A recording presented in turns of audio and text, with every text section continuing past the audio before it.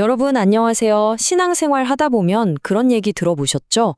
어떤 분이 특별한 메시지를 받았다거나 환시를 체험했다는 이야기요. 오늘 우리가 좀 깊이 파고들어 볼 주제가 바로 이 사적 계시라는 건데요. 과연 우리 카톨릭 신앙에서 이런 개인적인 체험들이 어떤 의미를 갖고 또 어떤 가치가 있는 건지 지금부터 같이 한번 알아보겠습니다. 자, 그럼 바로 본론으로 들어가 볼까요? 궁금하지 않으세요? 하느님의 계시. 이게 과연 성경 시대에 딱 하고 끝나버린 걸까요? 아니면 지금 이 순간에도 계속되고 있는 걸까요? 이 질문에 어떻게 답하느냐에 따라서 공적 계시와 사적 계시가 확 갈리게 되거든요. 아주 중요한 기준점이죠. 그 답을 찾으려면요, 먼저 우리 신앙의 뿌리, 그 단단한 기반이 되는 개념부터 짚고 넘어가야 해요. 바로 공적 계시라는 겁니다. 모든 이야기는 여기서부터 시작돼요. 공적 계시, 이게 뭐냐면요. 말 그대로 공개, 즉 오픈되어 있다는 거예요. 모든 사람을 위한 계시라는 거죠. 어떤 특별한 사람이나 특정 시대에만 주어진 게 아니고요. 인류 전체를 구원하기 위한 하느님의 최종 버전 메시지, 그렇게 생각하시면 돼요. 성경이나 교회의 거룩한 전승을 통해서 우리한테까지 쭉 전해진 모든 가르침이 바로 여기에 속하는 거고요.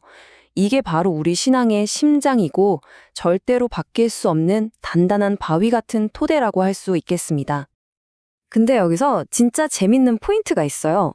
카톨릭 신앙에서는요, 이 계시가 그냥 어떤 정보나 규칙들을 모아놓은 책 같은 게 아니라고 봐요. 계시 그 자체가 하나의 인격, 바로 예수 그리스도라는 한 분 안에서 완벽하게 완성되었다, 이렇게 보는 거죠. 정말 대단하지 않나요? 하느님께서 그냥 메시지만 뿅 하고 보내신 게 아니라 아드님을 통해서 당신 자신을 통째로 보여주셨다는 거니까요. 그러니까 핵심은 이거예요.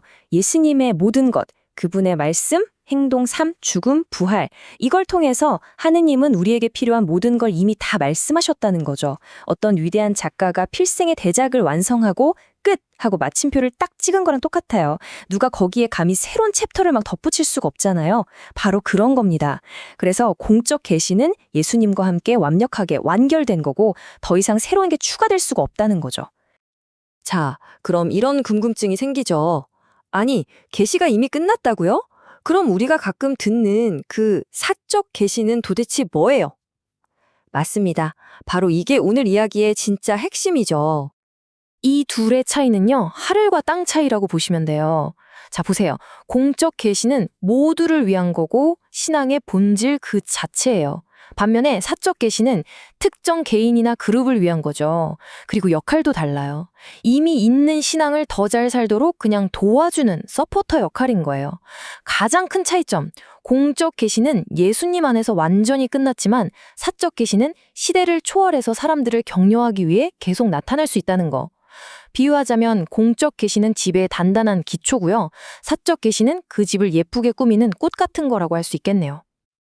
자, 그럼 이 사적 계시가 도대체 왜 필요한 건지, 어떤 진짜 가치가 있는지 좀 더 깊게 들어가 볼까요? 이거 정말 중요한데요. 사적 계시는요, 절대로 공적 계시를 업그레이드하거나 수정하는 게 아니에요. 새로운 진리를 짠 하고 알려주는 게 아니라는 거죠. 이런 비유 어떨까요? 우리 신앙의 가르침이 엄청나게 큰 도서관이라고 한번 상상해 보세요. 그럼 사적 계시는 뭐냐? 그 도서관의 친절한 사서 같은 거예요. 지금 저한테 와서 손님, 요즘 이런 고민이 있으신 것 같은데 이 책 한번 읽어보시면 도움이 될 거예요. 하고 딱 맞는 책을 추천해 주는 거죠. 길을 잃지 않게 도와주는 개인 맞춤 가이드랄까요? 그럼 그 진짜 가치가 뭘까요? 우선 그리스도와의 관계가 훨씬 더 개인적이고 깊어지게 만들어요. 그냥 책에 있는 말씀이 아니라 지금 나에게 직접 하시는 살아있는 말씀으로 확 다가오게 하는 거죠. 그리고 또 하나, 우리 신앙생활 하다 보면 좀 시들해질 때 있잖아요. 바로 그럴 때 새로운 활력을 팍팍 불어 넣어주는 거예요. 잊고 있던 기도의 열정도 다시 불타오르게 하고요. 결국엔 이게 다 뭐냐? 우리를 하느님께 더 가까이 이끌어서 이미 우리가 알고 있는 그 진리를 더 뜨겁게, 더 충실하게 살아가도록 만드는 강력한 영적 부스터 역할을 하는 겁니다. 그런데 말이죠. 이게 어디까지나 개인적인 체험이잖아요. 그렇기 때문에 아주 중요한 안전장치가 반드시 필요해요. 바로 이 대목에서 교회의 중요한 역할, 식별이 등장합니다. 교회는 우리 신자들을 보호해야 할 의무가 있잖아요. 그래서 어떤 사적 계시가 보고되면 이게 진짜 하느님에게서 온 걸까? 아니면 그냥 개인적인 착각일까? 혹시 나쁜 의도를 가진 속임수는 아닐까? 하고 아주 신중하게 떼져보는 거죠. 우리 신앙의 순수성을 지키기 위해서 이건 정말 꼭 필요한 과정이에요. 그럼 교회는 뭘 보고 이게 진짜인지 아닌지를 판단할까요? 그 기준이 뭘까요? 가장 중요한 단 하나의 기준이 있습니다. 바로 그 내용이 공적 계시, 그러니까 교회에 변치 않는 가르침과 완전히 딱 들어맞느냐? 이거예요. 만약에 갑자기 새로운 진리를 말한다거나 기존의 가르침을 바꾸려고 한다? 그건 절대 하느님에게서 온 게 아니라고 보는 거죠. 진짜 사적 계시는요, 언제나 우리를 다시 기본으로, 다시 복음으로, 다시 예수님께로 돌아가게 만들 뿐이에요. 교회가 왜 이렇게까지 신중하게 식별하려는지 이제 아시겠죠?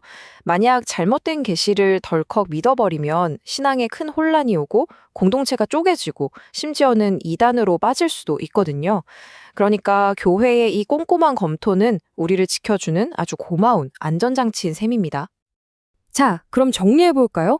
이 공적 계시와 사적 계시, 이 둘의 관계를 어떻게 그림으로 그리면 좋을까요? 아주 쉬운 비유가 있어요. 공적 계시가 우리 모두가 가야 할 목적지까지 그려진 전체 지도라면요. 진짜 올바른 사적 계시는 그 지도 위에서 어이쿠, 이쪽 길이 더 빠릅니다. 여기 잠깐 쉬고 가세요. 하고 알려주는 개인 맞춤 내비게이션이나 표지판 같은 거예요. 중요한 건 표지판이 지도의 목적지를 바꾸진 않잖아요. 그쵸? 결국 이런 질문이 남는 것 같아요. 공적 계시라는 저 커다랗고 환한 태양빛 아래서 내 길을 살짝 더 비춰주는 사적 계시라는 작은 손전등을 어떻게 지혜롭게 사용할 것인가. 우리 모두가 함께 딛고 서 있는 이 단단한 신앙의 땅 위에서 여러분 각자의 영혼의 정원은 어떻게 가꾸고 꽃피우실 건가요? 이 질문을 한 번쯤 생각해 보시면서 각자의 소중한 신앙 여정을 계속 이어나가시면 좋겠습니다.